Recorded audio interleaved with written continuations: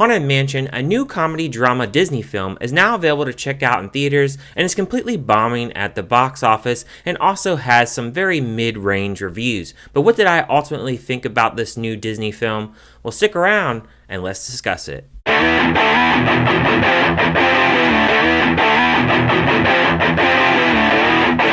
A single mom named Gabbie hires a tour guide, a psychic, a priest, and a historian to help exorcise her newly bought mansion after discovering it is inhabited by ghosts.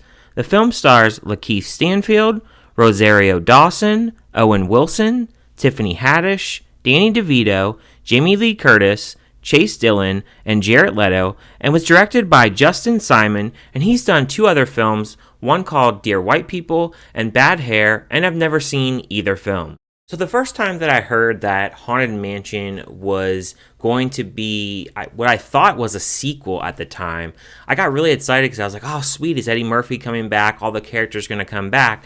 And then I learned that it was going to be a reboot and it was going to be all new characters.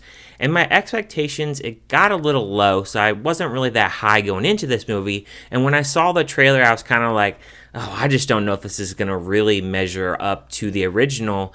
And the original is a definite staple for me. I understand it's not this great 5 out of 5 star movie, but it's one of those movies that's really stuck with me as a kid. And I understand it's more of a comedy kind of film. And I really love the ride Haunted Mansion at Disney World. I've never been to the California one. I've only done the one in Florida, but I've always enjoyed that ride, and I was hoping with this film we would get some elements from that ride as well. The story follows Ben. He is an astrophysicist, and he's developed this camera to pick up on dark matter. Now, at this time, he's very depressed. He's doing tour guides. His wife was a tour guide, and so he took over that business, but he's having a real tough time with her passing, and he gets approached by a priest, played by Owen Wilson, and he offers to pay him to use this camera and actually photograph this haunted mansion. In the haunted mansion, you have Gabbie and her son Travis, and they were looking to take this house and use it as a bed and breakfast, and they actually encounter all these different ghosts. And when they try to leave the house, these ghosts follow them wherever they are going, and they keep getting brought back to the house. The same thing is happening with Owen Wilson's character, so they are actually using Ben to investigate what is happening to this house, and then along the way, they actually have Danny DeVito, the historian. They steal these blueprints, and he's involved in the story. And then you have Tiffany Haddish. She is, I guess you would say, like a psychic, fortune teller, whatever you want to kind of call her character. She is involved and very heavily involved in a lot of the magic that actually happens within this film. Comparing this film to the original, this film is a lot darker. I would say for littler kids, it's a little bit scary. I would say like 5, 6, 7-year-olds, this could be a little bit scary. For adults, it's not going to be scary. And for a little bit older kids, it's not going to be scary. But I didn't expect that. I've seen people here where they said, oh, well, it's not that scary. I mean, it's a Disney movie, folks. Like, what did you guys expect in this movie? And I will say there are some really dark parts in here. Jared Leto, he plays this evil ghost that's looking to have 1,000 spirits so he can actually get out of this mansion and be free. And he's using this evil plot to try to kill one of these people to actually get away from the house. And when he's on screen, I will say this, you don't recognize his voice, but I think he does a really good job of being this villain.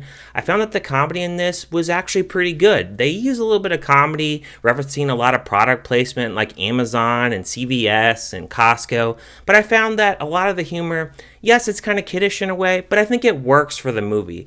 I think the characters sometimes, they could be developed a little bit more. I think some of their actual backstory, sometimes they're a little bit late into the film. I think that Ben is probably the most developed of the characters. Obviously, they're using grief to really use him into trying to kill him. And of course, this is used in horror, and obviously they're using it here as well. A lot of the other characters, they had a little bit of humor to really add to the film and make it going a little bit. I feel like there are parts in the film where it is a little bit slow and it takes a little bit to get going.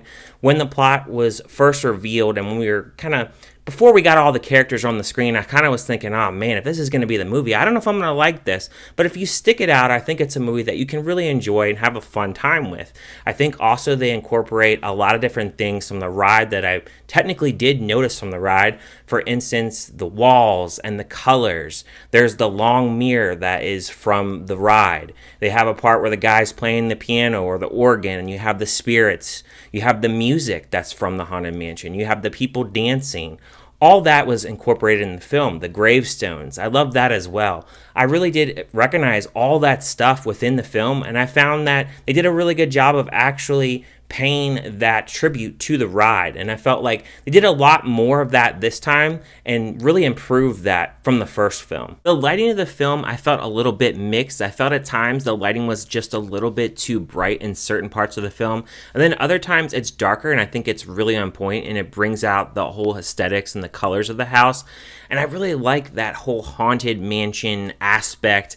And I like horror films that really involve mansions, and they have these darker tone colors, and I think that they did a really good job with those colors. I do think that in certain parts of this film, it feels like there's a little bit too much going on, and I did feel like at points in this film, there is quite a bit going on. There's a lot of history to learn about the house and what's going on with the house. And I would say for kids, it may be a little bit too much if they're not at like a 12, 13 age. I think the younger kids, they may not pick up on every little thing, but I do think that this is a film where kids can have a fun time with it. But I think that this is the kind of film that is really going to gain a little bit more traction on Disney Plus. I feel like right now everybody's watching Barbie and Oppenheimer, and they didn't really do a good job of advertising this film that much. I didn't really see really many trailers for this film really at all, or really any internet buzz. And I just feel like this is a film that it shouldn't have been released right after Barbie and Oppenheimer week. I think that if it was released later on, I think maybe it would have had a little bit more traction. But I just think that people really aren't that interested in this film to begin with. A little breakdown on the characters. I felt like Danny DeVito, I thought he had some funny one-liners. He is the historian, and I think that he did a fine job. Tiffany Haddish as the psychic, I found that she kind of played kind of the sort of comedic relief that we see her in most films. She didn't really have to do anything too special, but I thought she was fine as a psychic. There is one scene where she is actually using Ben to be hypnotized, played by LaKeith Stanfield, and there is one part where he goes into this dark realm, and I was like, wow, this is pretty dark stuff, and I really did enjoy that scene, and that was probably the biggest standout scene with Tiffany Haddish. Also found that there were other characters in here like Rosario Dawson. She did a fine job, didn't have to do too much. She plays the mother.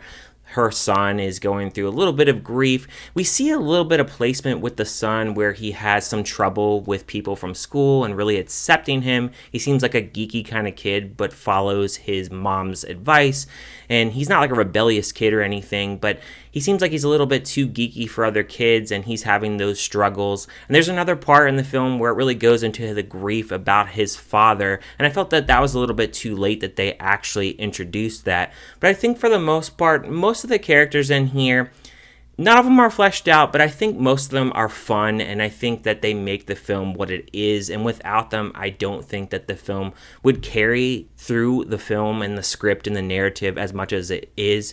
And I think overall, it's a fun enough film that you can enjoy and watch, and I think this will be a film more so that people would maybe enjoy more so on like a rainy day on Disney Plus. But I did have a fun time with it, and I can't actually say that it's a perfect film. There are some flaws with it, characters and story. It's a little bit too jumbled up a little bit, but I think overall for me, I had a fun time with this, and I would give it a score of 3.5 out of 5. But let me know down in the comments, what did you guys think about Haunted Mansion? Did you like it? Did you hate it? Did you just think it was kind of meh? Let me know all your thoughts in the comments. And if you are not checking out in theaters, are you going to check it out on streaming? But thank you guys for watching this review, and I will see you guys on my next review.